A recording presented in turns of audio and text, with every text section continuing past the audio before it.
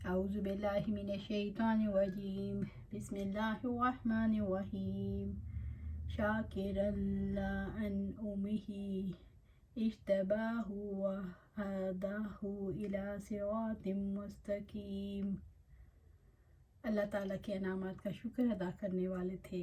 اللہ تعالیٰ نے اسے منتخب کیا اور سیدھے راستے کی طرف اسے ہدایت دی۔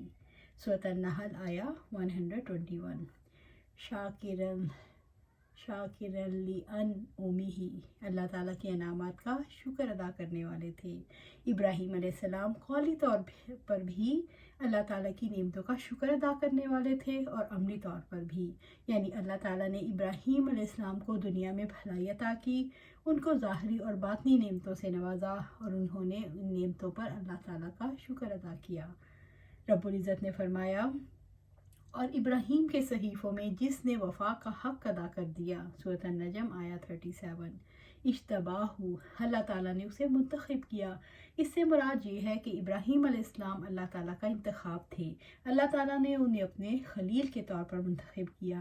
ان تمام اچھی خصلتوں کا نتیجہ یہ نکلا، اجتباہ، انہیں اپنا خلیل بنایا اور انہیں اپنی مخلوق میں سے چنے ہوئے مقرب بندوں میں شامل کیا۔ وَہَدَاهُ، اور اسے ہدایت دی، یعنی انہیں دین اسلام اور صراط مستقیم کی طرف ہدایت دی۔ رب العزت نے فرمایا، اور بلا شبہ یقیناً ہم نے اس سے پہلے ابراہیم کو اس کی سمجھ بوجھ عطا کی تھی اور ہم ہی اسے جاننے والے تھے۔ سورۃ الانبیاء آیا 51۔ صراط مستقیم سے مراد سچی توحید کا راستہ ہے۔ رب العزت نے فرمایا، آپ کہہ دیں، میرے رب نے مجھے سیدھی راہ دکھلائی ہے کہ وہ ایک مضبوط دین ہے، ملت ابراہیم ہے، جو ایک ہی طرف کے تھے، مشرکوں میں سے نہ تھے۔ سورۃ الانعام آیا 161۔ وَآتَيْنَاهُ فِي الدُّنْيَا حَسَنَةً وَإِنَّهُ فِي الْآخِرَةِ لَمِنَ الصَّالِحِينَ، اور ہم نے اسے دنیا میں بھلائی دی اور بلا شبہ آخرت میں وہ یقیناً نیک لوگوں میں سے ہوگا۔ سورۃ النحل آیا 122۔ وَآتَيْنَاهُ فِي الدُّنْيَا حَسَنَةً، اور ہم نے اسے دنیا میں بھلائی دی، یعنی ہم نے انہیں دنیا میں کشادہ رزق، خوبصورت اور نیک سیرت بیوی، نیک اولاد اور اچھے اخلاق و عادات سے نوازا۔ ابراہیم علیہ السلام کو اگرچہ دنیا میں بہت زیادہ پیروکار نہ ملے، نہ اقتدار ملا، لیکن قرآن ہی کی گواہی ہے، دنیا کے حسنہ سے مراد وہی خصوصیات ہیں جو رب نے بتائی ہیں۔ اللہ تعالیٰ کی فرما برداری، یکسوئی، شرک نہ کرنا، اللہ تعالیٰ کی نعمتوں کا شکر ادا کرنا، اللہ تعالیٰ کا انتخاب ہونا، اللہ تعالیٰ کی طرف سے راہ راست پر ہونا۔ اللہ تعالیٰ نے ابراہیم علیہ السلام میں وہ ساری بھلائیاں جمع کر دی تھیں جن کی حیات طیبہ کی تکمیل میں ضرورت ہو سکتی ہے، نبوت، مال، اولاد، ذکر، اہل توحید کی زبان پر ذکر دوام، سب لوگوں کے دلوں میں قبولیت۔ وَاجْعَل لِّي لِسَانَ صِدْقٍ فِي الْآخِرِينَ، اور میری سچی ناموری پچھلوں میں باقی رکھنا۔ الشورى، سورۃ الشورى آیا 84۔ اور بلا شبہ آخرت میں وہ یقیناً نیک لوگوں میں سے ہوگا، یعنی وہ لوگ جنہیں اعلیٰ قدر و منزلت اور اللہ تعالیٰ کا قرب عظیم حاصل ہے۔ ابراہیم علیہ السلام کی سب سے بڑی فضیلت یہ ہے کہ اللہ رب تعالیٰ نے انہیں کامل ترین ہستی نبی صلی اللہ علیہ وسلم کی طرف وحی کی، وہ ابراہیم علیہ السلام کی ملت کی اتباع کریں، آپ اور آپ کی امت ان کی پیروی کریں۔ اللہ تعالیٰ نے ابراہیم علیہ السلام کی دعا قبول کی، ربی حبلی حکماً والحقنی بالصالحین، اے میرے رب مجھے حکمت عطا فرما اور مجھے نیک لوگوں کے ساتھ ملا۔ سورۃ الشورى آیا 83۔ ابراہیم صالحین کے اعلیٰ مقام میں ہوں گے، یعنی جنت میں۔ رب العزت نے فرمایا، اور یہ ہماری دلیل ہے جو ہم نے ابراہیم کو اس کی قوم کے مقابلے میں دی، ہم جس کو چاہتے ہیں درجات بلند کر دیتے ہیں، بے شک آپ کا رب کمال حکمت والا، سب کچھ جاننے والا ہے۔ سورۃ الانعام آیا 83۔ ثم اوحینا الیک ان اتبع ملت ابراہیم حنیفا وما کان من المشرکین، پھر ہم نے آپ کی طرف وحی کی کہ آپ ابراہیم علیہ السلام کی ملت کی پیروی کریں جو ایک اللہ کی طرف ہو جانے والے تھے اور وہ مشرکوں میں سے نہ تھے۔ سورۃ النحل آیا 123۔ ثم اوحینا الیک، پھر ہم نے آپ کی طرف وحی کی، ابراہیم علیہ السلام کے کمال کی، عظمت کی، محبت، توحید اور صحیح طریقے کی ایک دلیل یہ بھی ہے کہ اے محمد صلی اللہ علیہ وآلہ وسلم آپ بھی ابراہیم کے دین کی پیروی کریں جو موحد تھے، مشرک نہ تھے۔ انتبی ملت ابراہیم، کہ آپ ابراہیم کی ملت کی پیروی کریں۔ ملت سے مراد ایسا دین ہے جسے اللہ تعالیٰ نے کسی نبی کے ذریعے لوگوں کے لیے ضروری قرار دیا۔ رب العزت نے فرمایا آپ کہہ دیں میرے رب نے مجھے سیدھی راہ دکھلائی، وہ ایک مضبوط دین ہے، ملت ابراہیم ہے جو ایک ہی طرف کے تھے، مشرکوں میں سے نہ تھے۔ سورۃ الانعام آیا 161۔ اور وہ مشرکوں میں سے نہ تھے۔ وما کان من المشرکین، ابراہیم علیہ السلام کا طریقہ توحید اور شرک کی نفی کا تھا۔ رب العزت نے گواہی دی کہ ابراہیم علیہ السلام موحد تھے، مشرک نہ تھے۔ انما جعل السبت علی الذین اختلفوا فیہ وان ربک لیحکم بینہم یوم القیامۃ فیما کانوا فیہ یختلفون، یقیناً ہفتے کا دن مقرر کیا گیا ان لوگوں پر جنہوں نے اس میں اختلاف کیا، اور یقیناً آپ کا رب قیامت کے دن ان سب باتوں میں ان کے درمیان فیصلہ فرمائے گا جن میں وہ اختلاف کیا کرتے تھے۔ سورۃ النحل آیا 124۔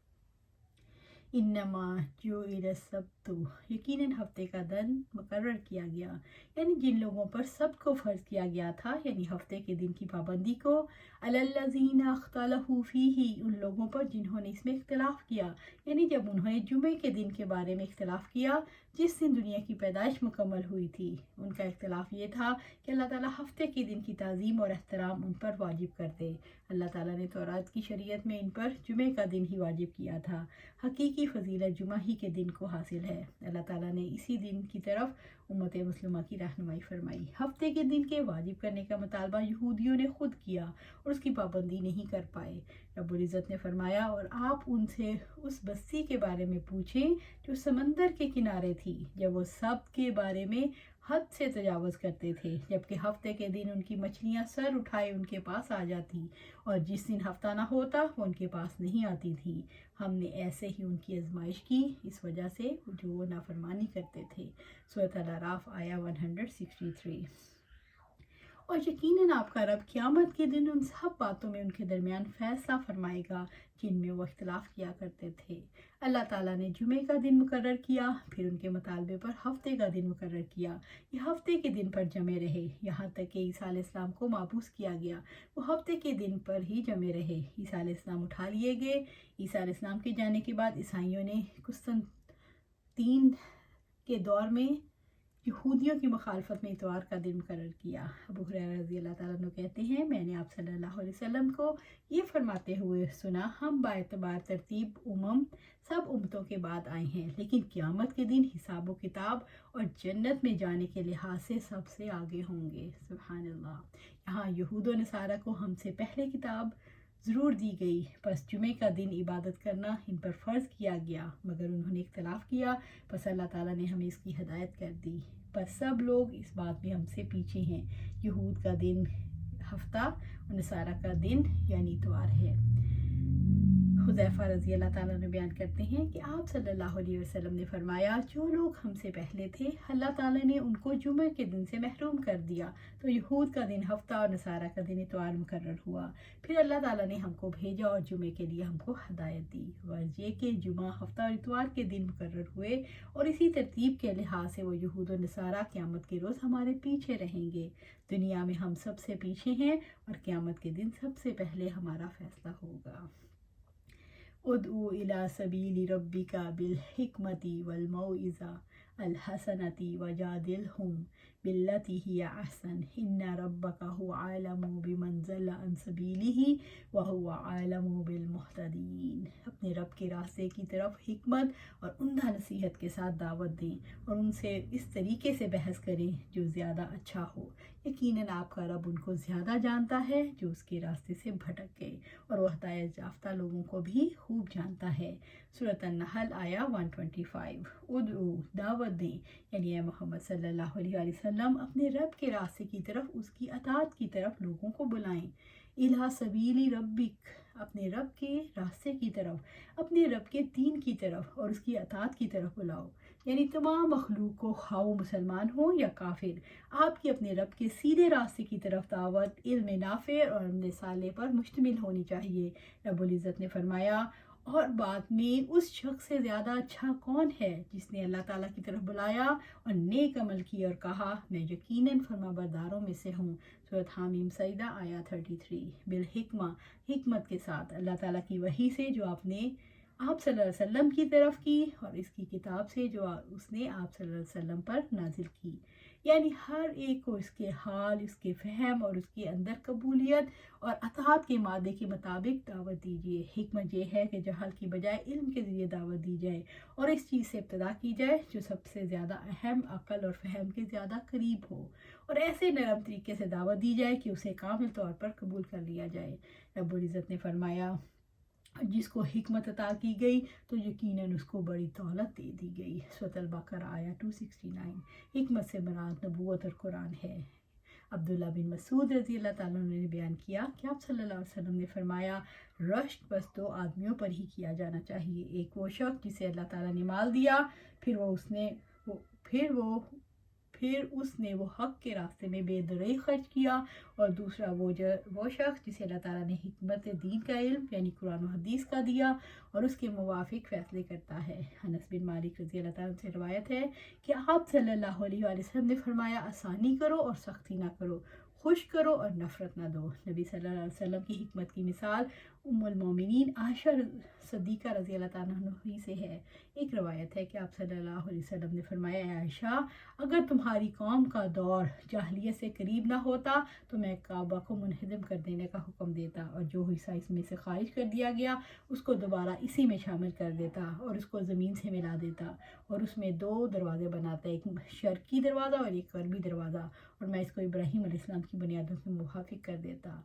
उम्मुल मोमिनीन आयशा रज़ी अल्लाह ताला अन्हा बयान करती हैं, उन्होंने नबी सल्लल्लाहु अलैहि वसल्लम से पूछा, क्या ओहद से भी ज़्यादा सख्त कोई दिन आपकी सल्लल्लाहु अलैहि वसल्लम पर आया? तो आप सल्लल्लाहु अलैहि वसल्लम ने फरमाया, मैंने तुम्हारी कौम कुरैश से जो तकलीफ उठाई वो मेरा ही दिल जानता है, और सबसे ज़्यादा सख्त दिन मुझ पर मकाम उक़बा जो ताइफ की तरफ है का दिन गुज़रा, जब मैंने अपने आप को इब्ने अबद या लैल बिन अबद कलाल जो ताइफ का रईस था के सामने पेश किया, और उसने मेरी ख्वाहिश पूरी न की। बस मैं नहायत रंज में चला, मैं अपने होश में न आया कि कुरान सालिब मकाम में पहुंचा। सर उठाया तो क्या देखता हूँ, एक अबर के टुकड़े मुझ पर साया कर लिया। फिर मैंने देखा उसमें जिब्राइल अलैहिस्सलाम थे। उन्होंने मुझे आवाज़ दी, अल्लाह ताला ने आपकी कौम की गुफ्तगू सुन ली, और जवाब में जो उन्होंने आपको दिया, अल्लाह ताला ने आपके पास पहाड़ों के फरिश्ते को भेजा है, आप इसको काफिरों की निस्बत जो चाहे हुक्म दे। फिर मुझे पहाड़ों के फरिश्ते ने आवाज़ दी, मुझे सलाम किया, उसके बाद कहा, ए मोहम्मद सल्लल्लाहु अलैहि वसल्लम, जो तुम चाहो मौजूद है, अगर तुम चाहो तो मैं अखशबीन नामी दोनों पहाड़ इन पर रख दूँ। आप सल्लल्लाहु अलैहि वसल्लम ने फरमाया, नहीं, मैं ये नहीं चाहता, बल्कि मैं उम्मीद करता हूँ अल्लाह ताला उनकी पुष्ट से ऐसे लोग पैदा करे जो सिर्फ़ अल्लाह अज़्ज़ व जल की इबादत करें और उसके साथ किसी को शरीक न बनाएं। मिसाल के तौर पर सहाबा कराम रज़ी अल्लाह अजमईन ने एक मौके पर दरियाफ़्त किया, अल्लाह के रसूल की कुर्बानी क्या है? तो आप सल्लल्लाहु अलैहि वसल्लम ने फरमाया, ये तुम्हारे बाप इब्राहीम की सुन्नत है। माज़ रज़ी अल्लाह ताला अन्हु अबू मूसा अशरी को यमन की तरफ रवाना करते हुए आप सल्लल्लाहु अलैहि वसल्लम ने हिदायत फरमाई, तुम दोनों दीन को लोगों के लिए आसान बनाना, मुश्किल ना बनाना, लोगों को दीन के करीब लाना, ऐसा ना करना कि लोग दीन से बिदक जाएं और दूर भागें। इब्ने अब्बास रज़ी अल्लाह ताला ने फरमाया, रब्बानी बन जाओ, यानी दाना और वफादार। दावत व तबलीग के लिए हिकमत और सलीके की बड़ी अहमियत है। वल मौइज़ाती अल हसना, और जो उम्दा नसीहत के साथ। मौज़ा हसना से मुराद वो वाक़यात और किस्से हैं जो कुरान हकीम में अल्लाह ताला के नाफरमानों और अल्लाह ताला के रसूलों को झुठलाने वाली कौमों से मुतालिक हैं, और उन्हें सुनकर इबरत हासिल हो। अच्छी नसीहत वो है जिसमें लोगों के डराने वाली बातें और लोगों के इबरत वाले वाक़यात हों। आप इनसे लोगों को नसीहत करें ताकि वो अल्लाह ताला के अज़ाब से डर जाएँ। आपसे बेहतरीन तरीके से गुफ्तगू करें, यानी मुनाजरे के वक्त अच्छा लफ्ज़ लहजा, अच्छा अल्फाज और मीठे जुमले इस्तेमाल करें।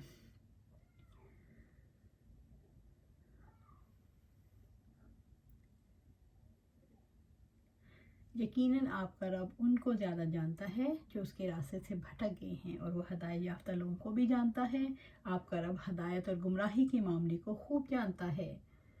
بمن ضل عن سبیلہ، جو اس کے راستے سے بھٹک گئے، وہ جانتا ہے جس نے اسے گمراہی میں مبتلا کیا، وہ جانتا ہے اس نے کیا اعمال کیے تھے جو اسے گمراہی تک لے گئے، وہ اعمال کے مطابق جزا دے گا۔ یقیناً آپ جسے چاہیں ہدایت نہیں دے سکتے، مگر اللہ تعالیٰ جسے چاہتا ہے ہدایت دیتا ہے، اور وہ ہدایت پانے والوں کو زیادہ جاننے والا ہے۔ سورۃ القصص آیا 54۔ اللہ سبحانہ تعالیٰ فرماتے ہیں ان کو ہدایت دینا آپ کا ذمہ نہیں، لیکن اللہ تعالیٰ جسے چاہتا ہے ہدایت دیتا ہے۔ سورۃ البقرہ 272۔ وَإِنْ عَاقَبْتُمْ فَعَاقِبُوا بِمِثْلِ مَا عُوقِبْتُمْ بِهِ وَلَئِنْ صَبَرْتُمْ لَهُوَ خَيْرٌ لِلصَّابِرِينَ۔ اگر تم بدلہ لو تو جتنی تمہاری ساتھ زیادتی کی گئی ہے اسی قدر بدلہ لو، اور اگر آپ صبر کریں تو یقیناً وہ صبر کرنے والوں کے لیے بہتر ہے۔ سورۃ النحل آیا 126۔ اللہ تعالیٰ نے عدل کو مباح کیا اور احسان کی ترغیب دی، اور اگر تم بدلہ لو تو جتنی تمہارے ساتھ زیادتی کی گئی ہے اسی قدر بدلہ لو۔ قصاص میں برابری کا حکم ہے اور بدلہ لینے میں مساوات کی تعلیم ہے۔ شروع میں مسلمانوں کو مشرکوں سے درگزر کرنے کا حکم تھا، پھر چند معزز مسلمان ہو گئے، انہوں نے کہا اللہ کے رسول صلی اللہ علیہ وسلم اگر اللہ تعالیٰ اجازت دے دے تو ہم ان سے بدلہ لے لیں۔ اس پر یہ آیت اتری جسے آیت جہاد نے منسوخ کر دیا۔ تم اس شخص کا مواخذہ کرنا چاہو جس نے تمہیں قول و فعل کے ذریعے سے برے سلوک کا نشانہ بنایا، تو جتنی تمہارے ساتھ زیادتی کی گئی ہو اسی قدر بدلہ لو، یعنی تمہارے ساتھ جو زیادتی کی گئی بدلہ لیتے وقت تمہاری طرف سے اس میں اضافہ نہ ہو۔ وَلَئِن صَبَرْتُمْ، اور اگر تم صبر کرو، یعنی اگر تم بدلہ نہ لو اور صبر کر جاؤ، لَهُ خَيْرٌ لِلصَّابِرِينَ، یقیناً وہ صبر کرنے والوں کے لیے بہتر ہے، صبر بدلہ لینے سے بہتر ہے۔ اللہ تعالیٰ کا اجر و ثواب انجام کے اعتبار ہے زیادہ اچھا ہے۔ رب العزت نے فرمایا اور برائی کا بدلہ اسی جیسی ایک برائی ہے، پھر جو کوئی معاف کر دے اور اصلاح کرے تو اس کا اجر اللہ تعالیٰ کے ذمہ ہے، یقیناً وہ ظالموں سے محبت نہیں کرتا۔ سورۃ الشورى آیا 40۔ وَاصْبِرُوا وَمَا صَبْرُكَ إِلَّا بِاللَّهِ وَلَا تَحْزَنْ عَلَيْهِمْ وَلَا تَكُ فِي ضَيْقٍ مِّمَّا يَمْكُرُونَ، اور آپ صبر کریں اور آپ کا صبر نہیں ہے مگر اللہ تعالیٰ کی توفیق سے، اور آپ ان پر غم نہ کریں اور نہ آپ تنگی میں ہوں اس سے جو وہ خفیہ تدبیریں کرتے ہیں۔ سورۃ النحل آیا 127۔ وَاصْبِرْ، اور آپ صبر کریں۔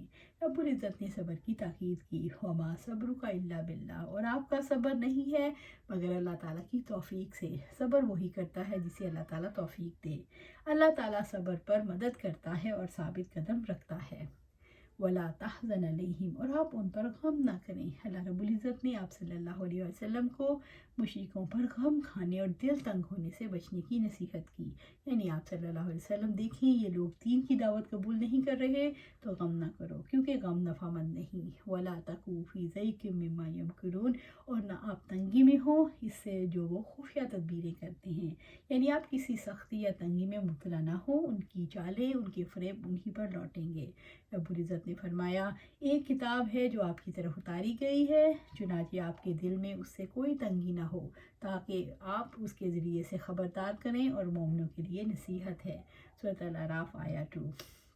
اسی طرح اللہ سبحانہ تعالیٰ فرماتے ہیں پھر شاید آپ اس کا کوئی حصہ چھوڑ دینے والے ہیں جو آپ کی جانب وحی کیا جاتا ہے، یا اس پر آپ کا سینہ تنگ ہونے والا ہے، وہ کہیں گے اس پر کوئی خزانہ کیوں نہیں اتارا گیا، یا اس کے ساتھ کوئی فرشتہ کیوں نہیں آیا۔ یقیناً آپ تو محض خبردار کرنے والے ہیں، اور اللہ تعالیٰ ہر چیز کا نگران ہے۔ سورۃ ہود آیا 12۔